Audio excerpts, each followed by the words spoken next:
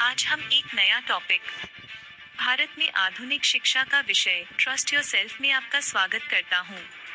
चलते हैं आज के मुख्य विषय पर। वुड घोषणा पत्र 1854।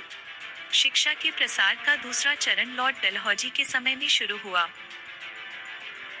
बोर्ड ऑफ कंट्रोल के प्रधान सर चार्ल्स वुड ने 1854 में भारत को भावी शिक्षा नीति की विस्तृत योजना बनाई, जो भारतीय शिक्षा का मैग्ना कार्टा कहा जाता है, जिसने अखिल भारतीय स्तर पर शिक्षा की नियामक पद्धति का गठन किया गया। इसकी सिफारिशें निम्नलिखित थीं। जनसाधारण की शिक्षा का दायित्व सरकार द्वारा वहन किया जाए। सरकार पाश्चात्य शिक्षा, कला, दर्शन, विज्ञान और साहित्य का प्रसार करे। उच्च शिक्षा का माध्यम अंग्रेजी हो, लेकिन देशी भाषाओं को भी प्रोत्साहित किया जाए। देशी भाषाई प्राथमिक पाठशालाएं स्थापित की जाएं और उनके ऊपर जिला स्तर आंग्ल देशी भाषाई हाई स्कूल और संबंधित कॉलेजों को स्थापना की जाए।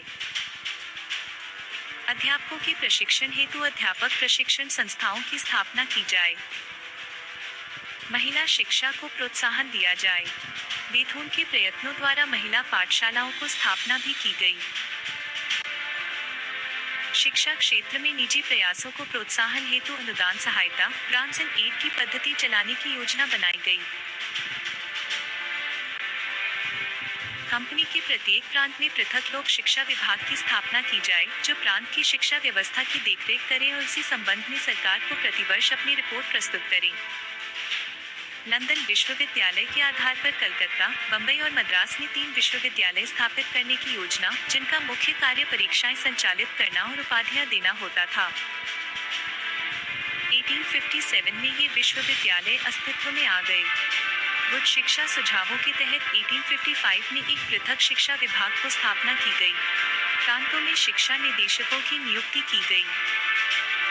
आगामी वर्षों में इन सुझावों के आधार पर कार्य किया गया, जिसके फलस्वरूप भारत की शिक्षा का ढांचा पाश्चात्य शिक्षा पद्धति के आधार पर विकसित हुआ और प्राचीन शिक्षा पद्धति नष्ट होती चली गई। 1870 में शिक्षा को प्रांतीय विषय बना दिया गया, जिससे सरकारी सहायता में कमी हुई और शिक्षा की उन्नति में बाधा आई।